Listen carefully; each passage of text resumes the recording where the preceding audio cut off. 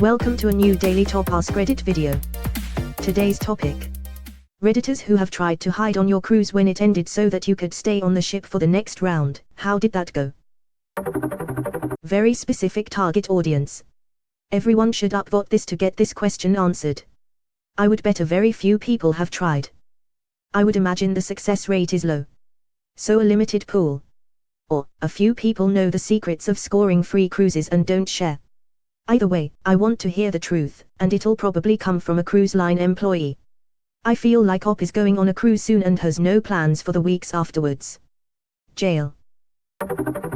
I don't know if this counts, but my dad got locked in a toilet cubicle on a ferry to France and it took several people to find him. The toilet was right out of the way and you couldn't hear him yelling even right outside in the corridor because the doors were so massive.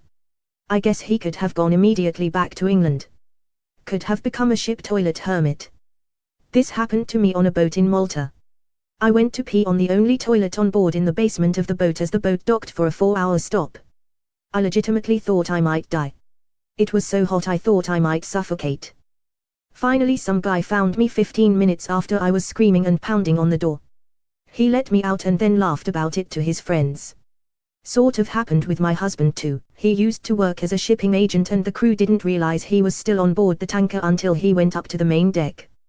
They had already set sail for South America, from the UK, but thankfully were able to get him back to land on the pilot's boat. Used to be in the USCG. We had this happen a few times in Miami. They were all escorted off the ship. Typically the police handle the situation, but if a stowaway was discovered while still in the 3 to 12 mile range, we would render assistance once they were apprehended by the onboard law enforcement. The problem here is that you only know about the unsuccessful stowaways, not the ones that manage to pull it off. Also, is keel hauling still an acceptable punishment for stowing away? Cruise ships are rather large. I'm not sure it's possible to survive a keel haulie from one of them. But I like the cut of your jib. Edit, since there seems to be a point of contention on the purpose of keel hauling. The process is described by the British in the archived Universal Dictionary of the Marine from 1780, as plunging the delinquent repeatedly under the ship's bottom on one side, and hoisting him up on the other, after having passed under the keel. But it also says, that the culprit is allowed sufficient intervals to recover the sense of pain, of which indeed he is frequently deprived during the operation, indicating that the ultimate goal of the punishment isn't death. Source. Primary source referenced, and very cool read. There's onboard law enforcement. Cram a couple hundred people into a tight environment, of course you need some form of law enforcement present. You get marshals on planes too after all. Removed. Dag, that's actually really impressive. What happened when you got off the ship? People on this thread keep saying that you need to be scanned off of the boat. How did that work? Deleted. Here's the first reply. Finally my time to shine. There are some layers to this, so hold on. I did this some years ago. The cruise we were on was from Miami to Mexico. Hiding myself wasn't the hardest part, it was hiding my luggage. What I did was the night before, I touched nothing in my room. I did this because when housekeeping comes in and the room hasn't been touched, I thought they would just do a once over and leave. We had a balcony, so I put my luggage behind the chair outside so it was semi-hard to see. Step 1 was complete. A couple days before I had met one of the crew members who was super chill. Like tell you where to buy weed when we docked chill. I get to talking to him and bought one of his uniforms for $80. Step 2 was complete. I knew people who were getting on the ship next. This is crucial because if you don't, then where are you going to crash? My buddy and his girlfriend were cruising the next week, same route out of Miami. Without this I wouldn't have even thought about staying aboard. When we docked back in Miami and the call came for everyone to get ready to get off, I made my way to the staff restroom with the uniform on over my regular clothes. I sat on the toilet for 7 hours while they turned the ship for the next guests.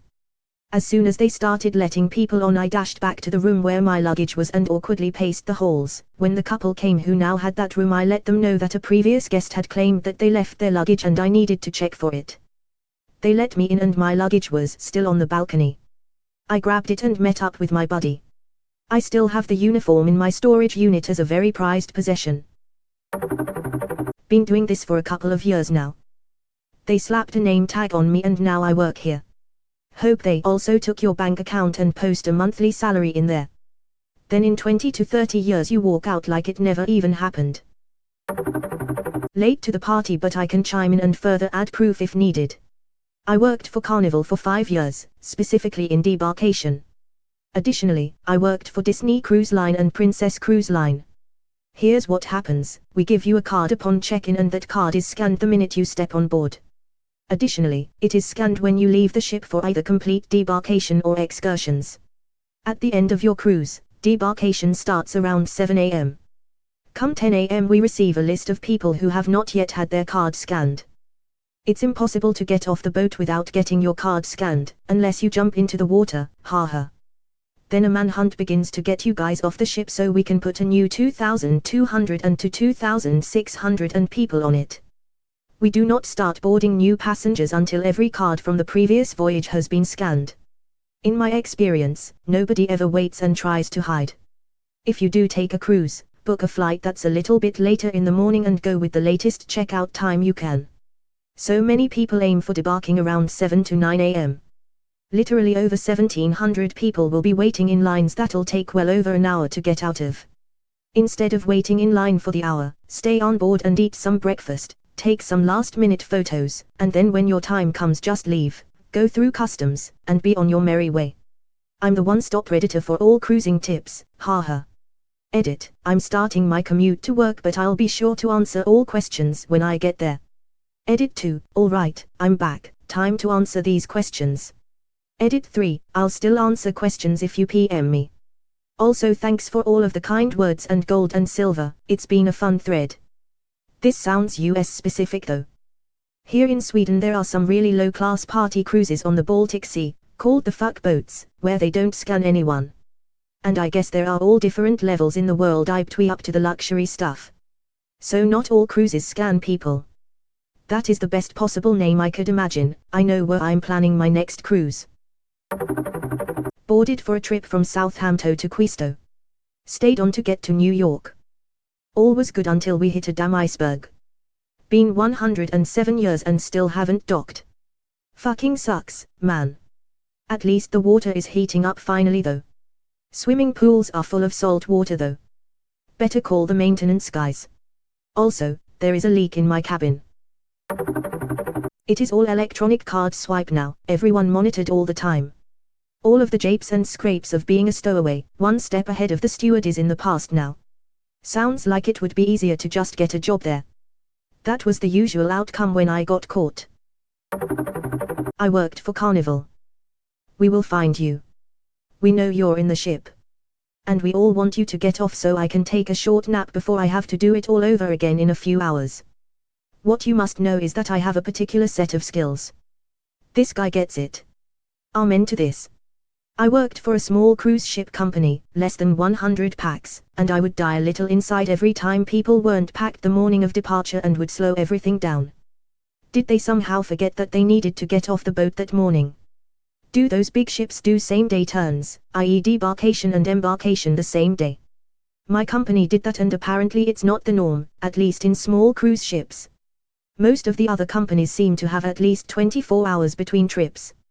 Yes. We absolutely do. A lot of times, people are still debarking whenever early birds in VIP are embarking. Same-day turnaround is the norm in the large liner industry. Not me, but a couple decided to hide to try get another week out of their holiday. This was while we were halfway through our holiday, so we heard it all. Dozens of announcements calling for them or anyone who's seen them were made throughout the day. Their rooms were searched and everything they owned in that room was seized, apparently. The ship left port late by about 90 minutes, but they were eventually found and escorted off the ship when the crew decided to check the identity of every passenger on board. All of their stuff was left in their room. How did they think they would get away with it? If you hide long enough without being seen, you'll be free to go. Source: GTA. I don't know, it honestly baffles me. You may enjoy a listen to the stowaway episode of the podcast Criminal. It's not someone who just didn't leave, but someone who plotted to go on a cruise without paying. It's a good listen. That was a good episode. I don't think it would work today though.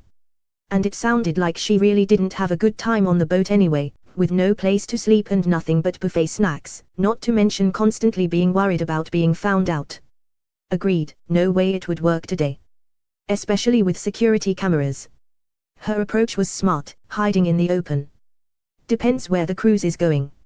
Last one I did, I slept outside on the pool chairs one night. They aren't that uncomfortable and it wasn't that cold. Staff would come and check on me. My excuse was that I wanted to watch the stars / sunrise.